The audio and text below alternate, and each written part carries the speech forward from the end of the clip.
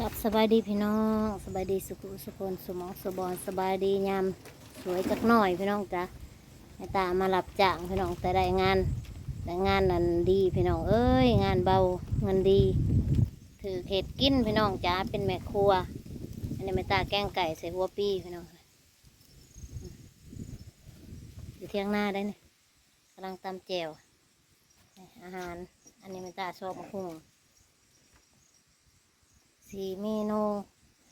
แกงไก่ใส่หัวปีแล้วก็ตำบักฮุงแล้วก็ดาดซีนหมูพี่น้องต้มไข่อันเจ้าของเที่ยงเพิ่นมอบให้แม่ตาแล้วว่าสันเป็นแม่ครัวจักสีเข้มจักสีจางจักสีแซ่บแล้วแต่ว่าสันแม่ตาหลับงานอันเห็ดกินแล้วก็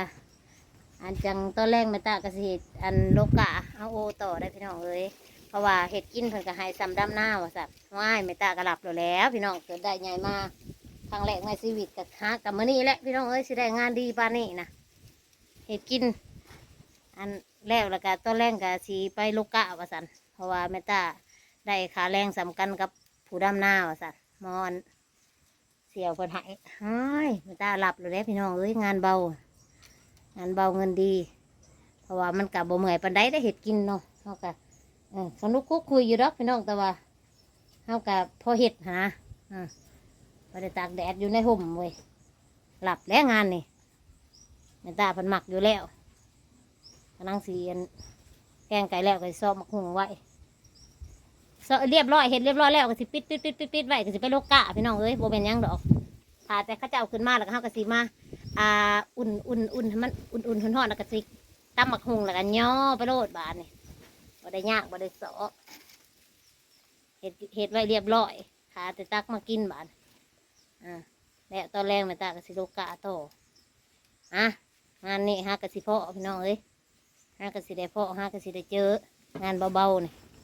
หมากหลายพวกสาวๆคนโลกะถ่าอะไรเลย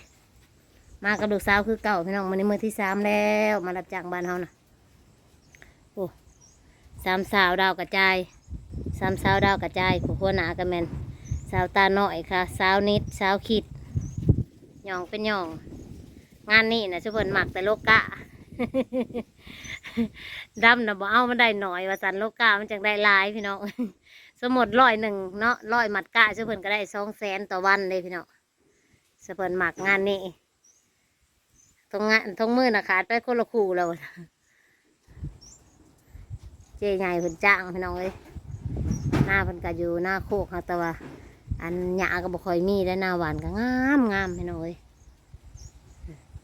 เพิ่นได้คนงานนั่นดำอยู่5-6 คนสันเจ้าคนเจ้าของคนโลกะก็3-4ทั้งแม่ตาเนี่ยแหละแม่ตาก็เฮ็ดครัวแล้วก็สิลุยคือกันพี่น้องเลยลงโลกะคือกันเอางานโอก่อนตื่มกันเรียบร้อยพี่น้องเป็นดาดซีนหมูมันสิเป็นแกงไก่ใส่หัวปีแซ่บๆนำกันพี่น้องมาเด้ออาหารเที่ยงบอนดำนารับจ้างตำมะฮุ่งต้มไข่นี่ต้มไข่นี่เรียบร้อยถ้าแต่คนกินพร้อมเสิร์ฟแล้วก็พร้อมกินแล้วพี่น้องจักหน่อย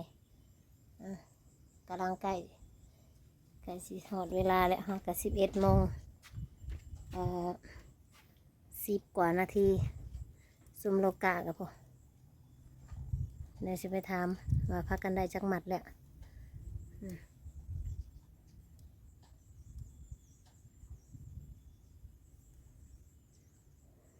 ถ้ากันได้จัก10เด้อ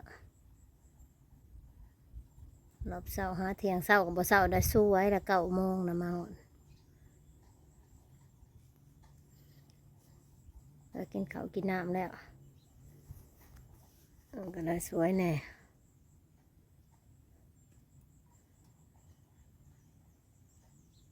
ก็จะงะก็ไงจะยากกันดึงอย่างเดียว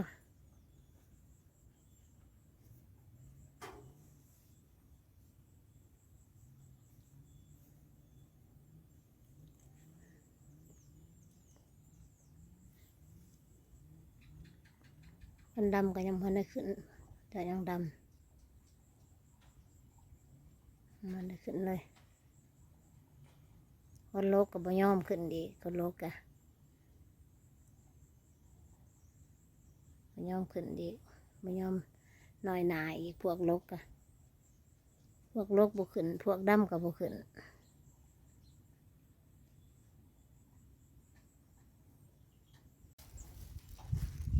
ไปสัมภาษณ์คนโลกกะก่อน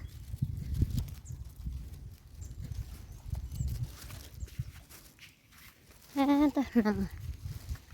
อยู่ขนาดเลย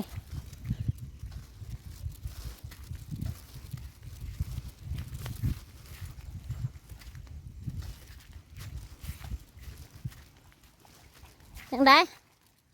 ห่อคนละ30-40แล้วบ่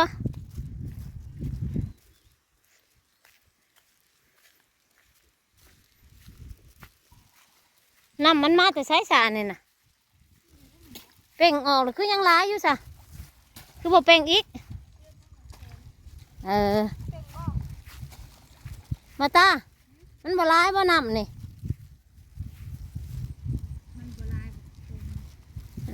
คำบ่ร้ายเลยขี้ต้มดินทรายหาแก๊กเป็นอะไรเนาะรวมๆเรียมๆได้จัก10ได้ตาโอ้อย่าไปเว้าเด้อเห็ด2-3อย่างเลยบ่ได้จัก10เลยตาฮะอ่านว่าอยู่พุ่นเลยได้น่ะยังท่านได้11:30ซ้ำได้70เอ้าไวเท่าเลย ว้าดึกก็ไม่ได้ยุด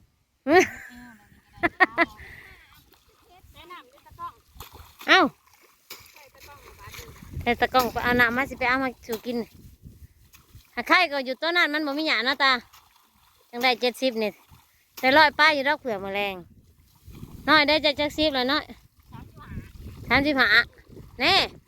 ยังท่านได้มัดเลยอันนั้นก็40แล้วหั่นน่ะเอาเมาให้ไม่ได้50ก็ได้นี่ได้100,000ตัวแรงอีกอุ้ยตอนแรกไงก็ได้แห้งกับจูบเจ้ากับตอนเช้าเลยผู้สาวคนนี้ได้จัก10เลยฮะแน่50พอดีเขาเจ้าขึ้นมากับ11:10กว่านาที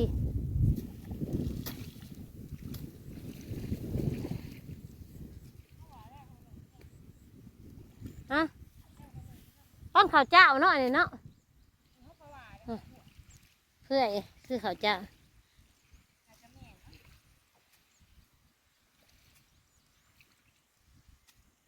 โอ้หมอผู้หาบนะบ่ามุนไม่ได้บ่วะหมอบอกเคยเห็ดหน้า20 กว่าปีเด้ฮะก็ไม่เห็ดปีนี้อีกฮะอยู่กรุงเทพถ้าสมใจน้องบ่คง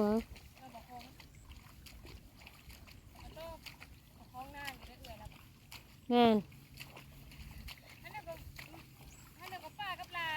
บ่เอื่อยเล่า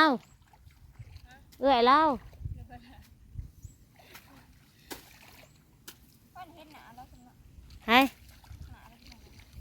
กินข้าวเนี่ยก็เห็นแล้วแหละอืมโอ้ยเล่าน่ะ20 กว่าปีเลย4 ป้ายแล้วรุ่นเดียวกับแม่นี่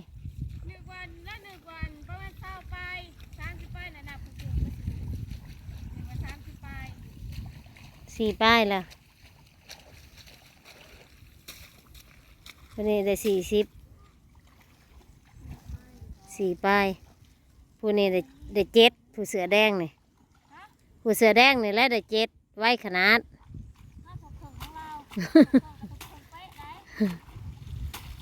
ไอ้บล็อกแกอะ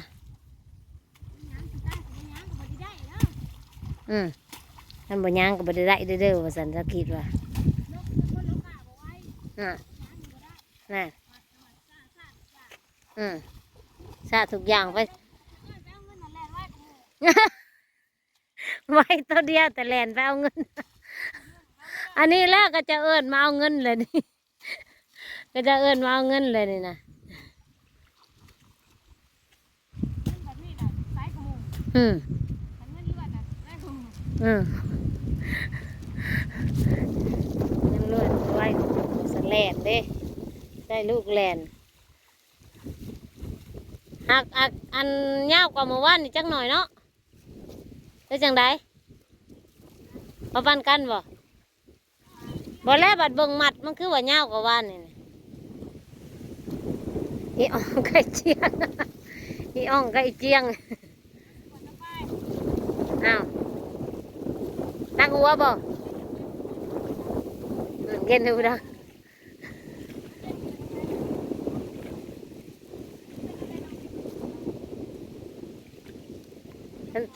ถึงไอ้ายพล ขอบคุณ เดี๋ยวก็พลถึงไอ้ายพล ที่ได้กันเมาเกี่ยวของพระเจ้าด้วยไข่ อืม จะเป็นยังจะเมานี่ ขึ้นแล้วก็ไปซื้อยากินดิขึ้นแล้วก็ไปซื้อยากิน เอ้าอย่าเปลืองเงินนี่ได้ผู้ลังคนฮะเธอสิสิจ่ายให้ดอกยากซ่าละบ่แล้วได้สิว่าบ่เสียแห้งเจ้าคอยกระทั่งคอยกระแกงไก่ก็แล้วเลยดาดหมูก็แล้วเลยซอบคุงก็แล้วเลยต้มไข่ก็แล้วเลยนึ่งข้าวก็แล้วเลยมันสิไปเอาน้ำมากินจากว่าเศร้าไปจักซะ